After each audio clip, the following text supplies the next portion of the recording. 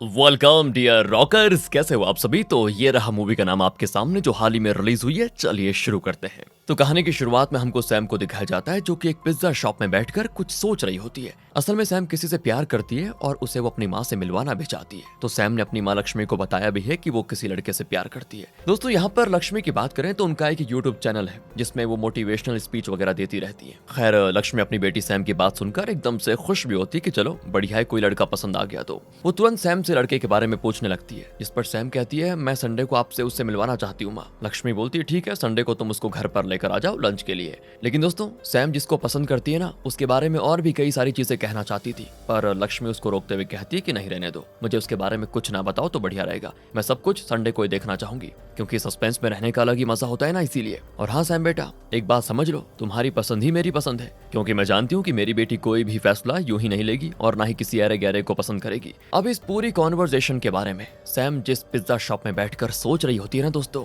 वो असल में सैम के ही दोस्त रविंदर का है। रविंदर सैम से पूछता है कि आखिर तुम्हारी माँ ने कहा क्या। वो कहती है वो संडे को उससे मिलना चाहती है जिसे मैं पसंद करती हूँ। लंच के लिए बुलाया घर पर उन्होंने। दोस्तों मुझे तो यहाँ पर यही लग रहा है कि जो सैम है ना, वो रविंदर को ही अपनी माँ से मिलवाने के लिए लेकर जा रही है। देखते हैं। आगे संडे का दिन भी आ जाता है जिसके लिए सैम से ज्यादा लक्ष्मी एक्साइटेड होती है। अब लक्ष्मी सुबह से अपनी मेड मैरी के इंतजार में होती है। साथ ही उसने मैरी को कॉल भी लगाया था, लेकिन मैरी ने उसका कॉल नहीं उठाया, इसलिए अब सारा काम लक्ष्मी को ही करना पड़ेगा। तो वो सैम को जगाकर बाहर से सामान लेने के लिए चली जाती है। उसके जाने के बाद ही मैरी घर में आती है और उसके लिए सैम दरवाजा खोलती है। मैरी आते ही काम में लग जाती है तुरंत। और इधर सैम रविंदर को कॉल करके कहती है कि तुम टाइम पे पहुंच जाना, लेकिन रविंदर नहीं आना चाहता था। वो कहता है कि मैं नहीं आ पाऊंगा और मैं इन सब में नहीं पढ़ना चाहता। तो सैम कहती देखो ऐसा है, तुम चुपचाप नंदिनी को लेकर टाइम पे पहुंच जाना, नहीं तो मुझसे बुरा कोई नहीं होगा, पहुंच जाना। उधर इसी बीच लक्ष्मी घर वापस आ जाती है, जो कि मैरी को काम करता देखकर उस पर टाइम से ना आने पर और फोन ना उठाने के लिए गुस्सा करती है। तो मैरी यहाँ पे रोते हुए बताती है कि मैं पुलिस स्टेशन में गई थी क्योंकि मेरे दामाद ने मेरी बेटी को फिर से मारा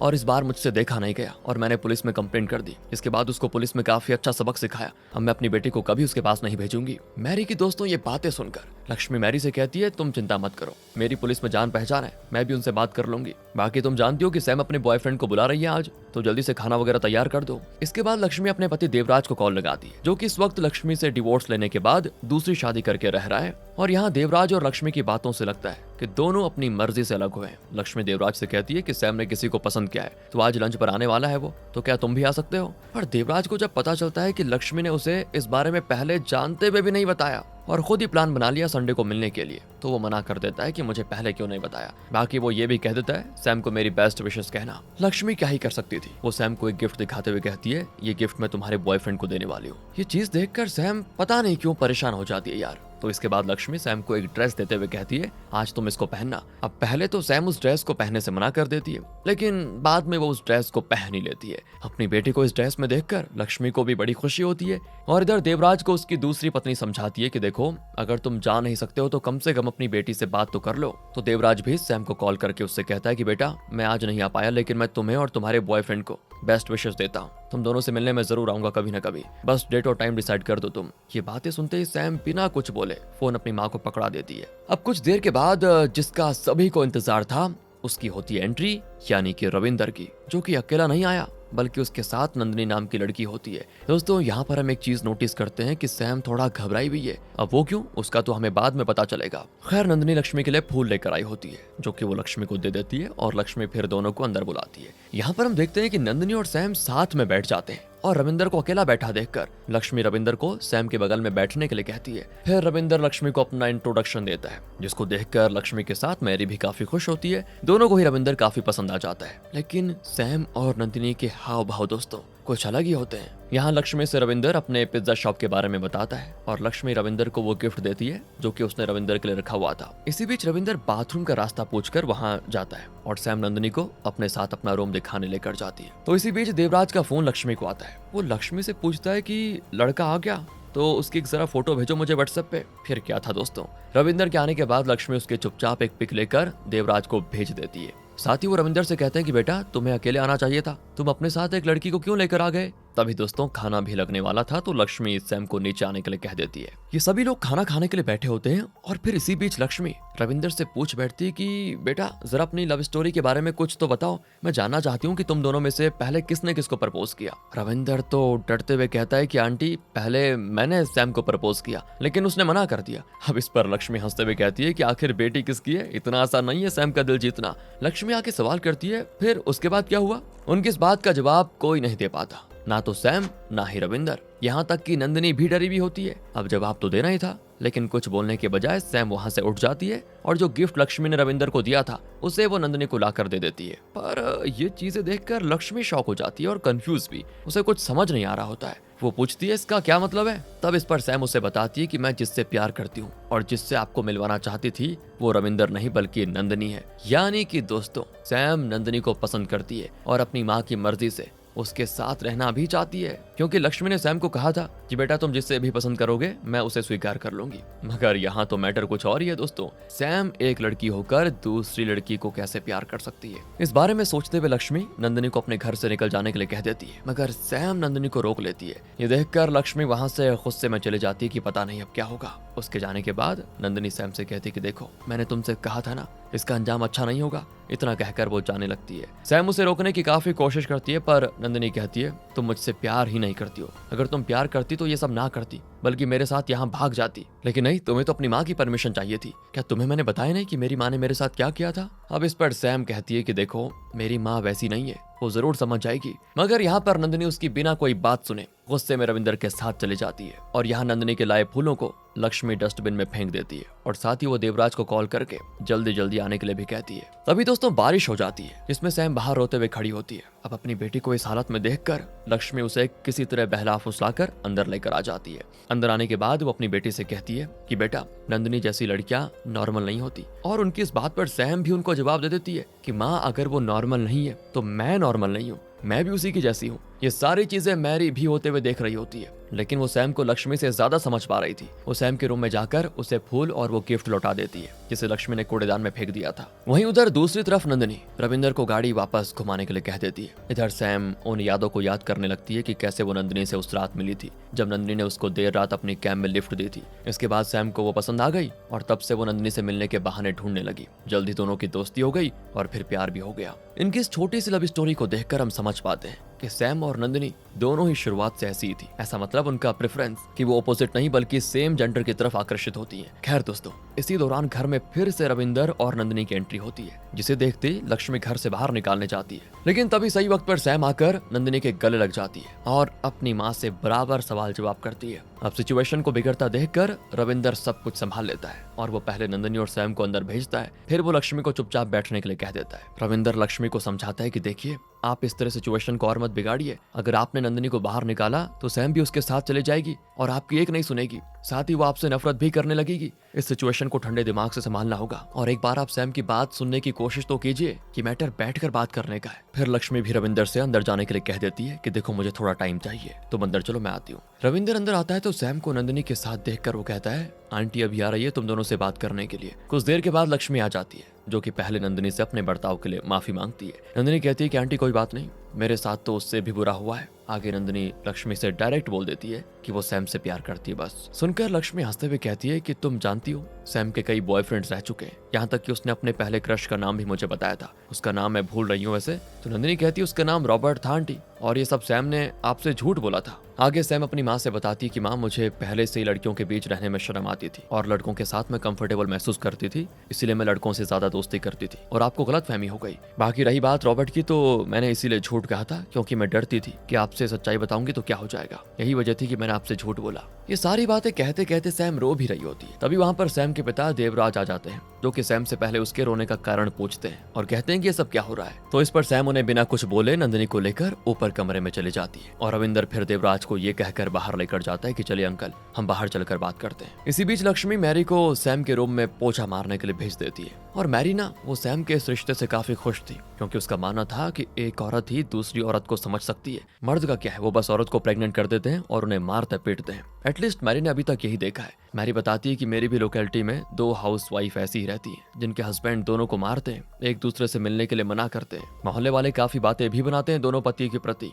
मगर दोनों को कोई भी फर्क नहीं पड़ता। यहाँ इस पॉइंट पर सैम मैरी से 2 कप कॉफी लाने के लिए कह देती है। दूसरी तरफ रविंदर देवराज को सारी बातें बता देता है। देवराज कहता है कि ये भला कैसे नॉर्मल हो सकता है। तब रविंदर उसको समझाते हुए कहता है कि अंकल, जिस तरह हम अपोजिट जेंडर के प्रति अट्रैक्ट होते हैं, उसी तरह ये भी इन लोगों के लिए नॉर्मल है जो सेम जेंडर के प्रति अट्रैक्ट होते हैं। हम उन्हें फोर्स नहीं कर सकते कि वो ऐसे बन जाए। इस पर देवराज उसको बाहर लेकर जाता है और कहता है कि तुम भला इतनी वकालत क्यों कर रहे हो सैम की। तो रविंदर कहता है क्योंकि मैं सैम से प्यार करता था, पर जब मुझे सैम की सच्चाई पता चली तो मैंने भी आपकी तरह रिएक्ट किया, पर बाद में वक्त के साथ मैं समझ गया और अब मैं उसका बेस्ट फ्रेंड बना हुआ हूँ। अब जवाब में देवराज कहता है कि अगर ये तुम्हारे लिए नॉर्मल है तो कल को मैं अगर सैम के लिए एक डॉग लेकर आ जाऊं और सैम उस डॉग से प्यार करने लगे और उसके साथ रिलेशनशिप में रहना चाहे तो क्या ये सही है? रविंदर कहता है कि नहीं सर, आपका सवाल ही गलत है। यहाँ 2 इंसानों की और उनकी फीलिंग्स की बातें हो रही है, ना कि किसी जानवर की। आगे रविंदर देवराज से कहता है कि कामासूत्रा में भी सेम जेंडर के इस कॉन्सेप्ट के बारे में काफी बातें हुई है। अब इस पर देवराज बहुत ही ज्यादा आर्ग्यूमेंट कर देता है। अच्छा, अगर ऐसा है तो मतलब ऐसे कपल्स शुरू से ही होने चाहिए थे, बहुत ही कॉमन बात होती है।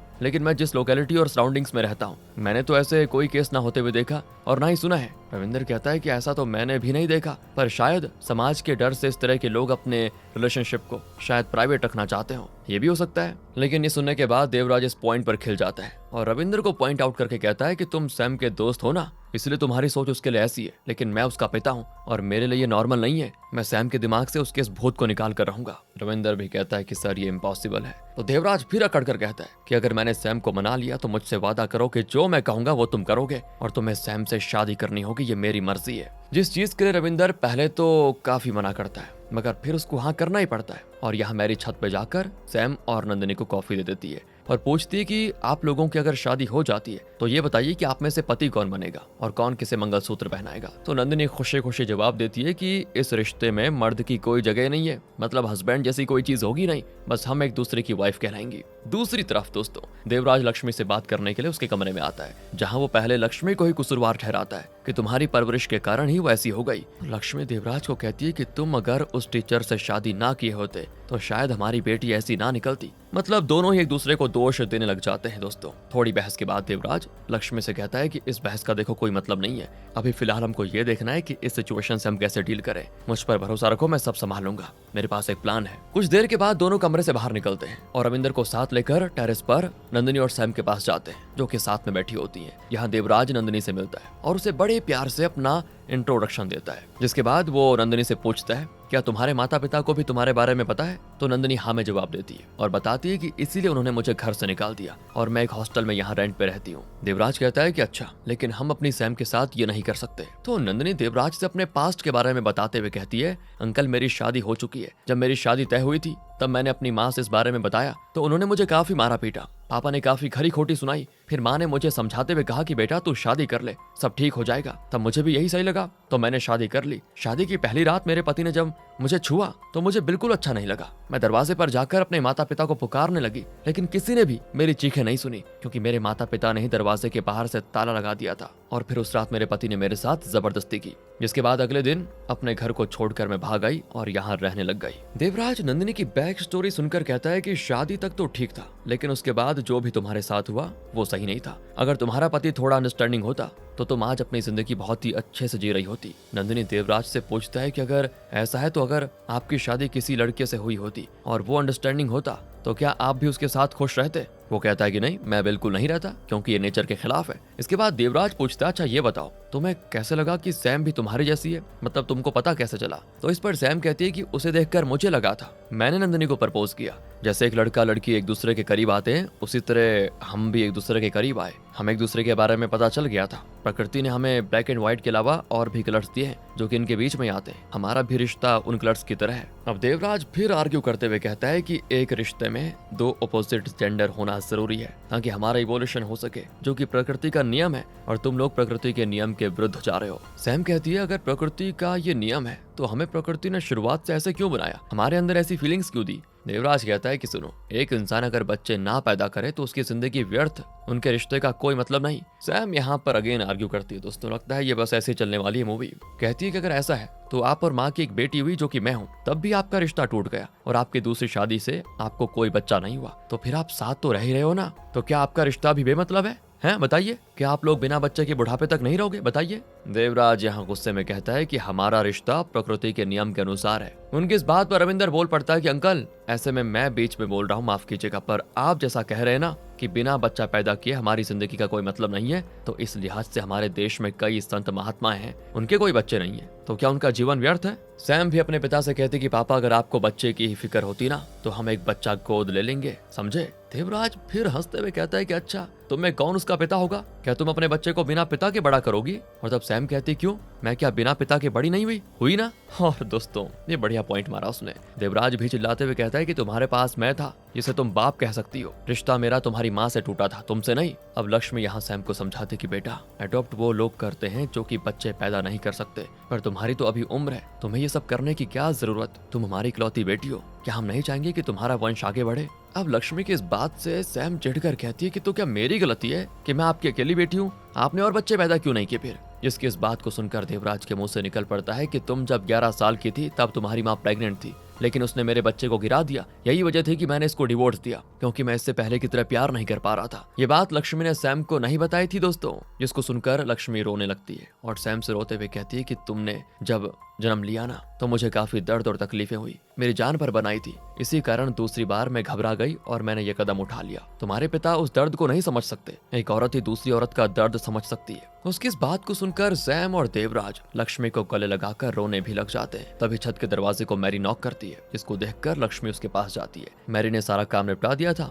और मैरी की बेटी को उसके पति ने मार भी दिया था सुबह, तो मैरी को उसको हॉस्पिटल लेकर जाना होता है, जिसके लिए वो लक्ष्मी से 500 रुपए मांगती है और कहती है इसे आप मेरी सैलरी से काट देना। तो इस पर लक्ष्मी मैरी को 1000 रुपए देते हुए कहती है कि जाओ ले जाओ, तुम्हारी सैलरी से नहीं कटेगा, जाओ। पर लक्ष्मी ये भी कहती है कि मैरी, यहाँ पर जो भी हुआ उस बारे में किसी को मत बताना। मैरी लक्ष्मी से कहती है, जानती है मैडम, मैं जब कॉफी लेकर ऊपर गई थी तो सैम नंदिनी के साथ काफी खुश लग रही थी, वो मेरी बेटी की तरह है, मेरी मानो तो वो जैसी है ना उसको वैसा ही रहने दो, ये कोई शर्म की बात थोड़ी है जिसको छुपाया जाए। इतना कहकर मैरी लक्ष्मी को 500 रुपए लौटाते हुए कहती है, मुझे 500 की ही जरूरत थी, बाकी आप इस 500 को मेरी तनख्वाह से काट देना। इतना कहकर वो चली जाती है। मैरी को भेजने के बाद लक्ष्मी वापस ऊपर जाती है, जहां देवराज सैम और नंदिनी से कहता है कि देखो, हम तुम्हारे रिश्ते को सिर्फ एक शर्त पर एक्सेप्ट करेंगे, तुम्हें 1 साल के लिए एक दूसरे से दूर होना होगा, ना तो कोई कॉल, ना मैसेजेस और ना ही कुछ और। 1 साल के बाद अगर तुम दोनों की फीलिंग्स एक दूसरे के लिए ऐसी ही रही तो हमें कोई दिक्कत नहीं होगी। बाकी इसी बीच मैं, तुम्हारी माँ और तुम साथ में काउंसलिंग पर जाएंगे, और अगर 1 साल के बाद तुम्हारा मन पलट गया